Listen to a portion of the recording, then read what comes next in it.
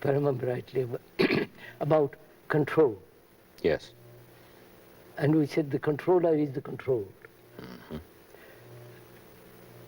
And we went into that sufficiently. And when there is control, there is direction.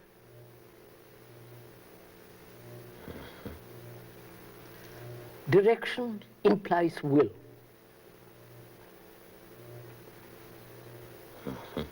Control implies will, and in the desire to control, there is established a goal and a direction. Mm-hmm. Which means to carry out the decision made by will, and the carrying out is the duration of time. Yes. And therefore direction means time,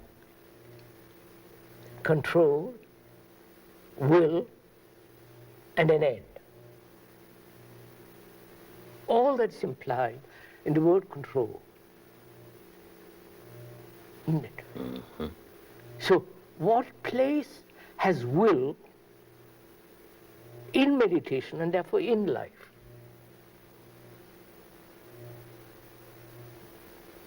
Yes, yes, yes. Or it has no place at all. That means there is no place for decision at all. Only seeing, doing. And that doesn't demand will, nor direction. Mm-hmm. When you follow, you Yes, see, I do. Yes, I do. the beauty of this, how it works out. When the mind sees the futility of control, because it has understood the controller is the controlled, one fragment trying to dominate other fragments, and that the dominant fragment is a part of other fragments, Mm-hmm.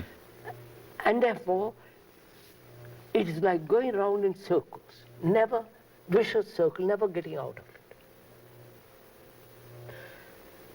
So can there be a living without control? Just listen to it. Without will and without direction. There must be direction in the field of knowledge. Agreed. Otherwise, I couldn't get home, the place I live. I would lose the capacity to drive a car, ride a cycle, speak a language, do all the technological things necessary in life. Their direction, calculation, decision in that field is necessary. Mm-hmm. Choice is necessary between this and that. Here, where there is choice, there is confusion, because there is no perception. Where there is perception, there is no choice. Choice exists because the mind is confused between this and that. Mm-hmm. So, can a life be led without control, without will, without direction? That means time. Mm-hmm. And that's meditation. Not just a question, an interesting, perhaps, a stimulating question, but when a question, however stimulating, has no meaning by itself.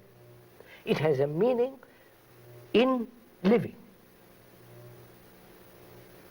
I was thinking about ordinary language usage again, as you were speaking. It's interesting, isn't it, that when we regard that somebody has performed an action that we call willful, Of course. that this is an action that has been undertaken without understanding. Of course. So in the very distinction between will as a word and willful as an adjective, we have a hint of this distinction. Yes. But I'd like to ask you, if I could, about the relationship of will for the moment. Even though we're talking about meditation, we did regard that knowledge in its own right does have a proper career. Of course. And we say that decision is referred to that, choice is referred to that, and therefore will is operative there. And a direction, everything. And a direction, and so on. So we are making a distinction here between will and its role in relation to the whole field of what we call loosely know-how. Know-how, knowledge. Yes. And the confusion that occurs when that activity, so necessary in its own right, is brought over That's right. into this. That's right. And then we can't do either of them, really. Then we are, that's just what Can takes we? place. Therefore we become inefficient, Yes. personal. But you see, we don't think that. What we think is that we can be terribly efficient in knowledge and be what is called unspiritual. Yes. And be a success here and not be a success here. Whereas, if I understand you correctly, you don't fail in one or the other. You just fail, period. It's a total failure if this confusion is made. You simply can't operate even well here, no matter what it might look like in the short run. As long as you are not completely in order inside yourself. Right, exactly. So the very division that we make between inner and outer is itself a symptom of this of terrible... thought which has divided the outer and the inner. Yes, yes. I hope you'll bear with me in going through that. Yes, that's because absolutely, you're quite right. I know in religious thought, my academic discipline, in religious thought, this confusion, well, the weight of it. I know. You feel a prayer. And as soon as you begin to make a comment of any kind about it, that is simply raising the question.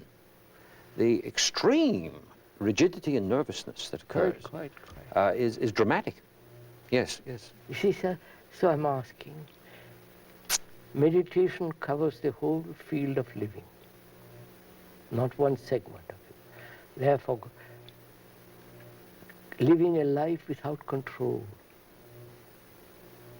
without the action of will, decision, direction, achievement. Is that possible? If it is not possible, it's not meditation. Therefore, life becomes superficial, meaningless, and to escape from that meaningless life, we chase all the gurus, the religious entertainments, circuses. You follow all the practice of it has no meaning. Yes? You know, well, of course you do. It's a rhetorical question. You know.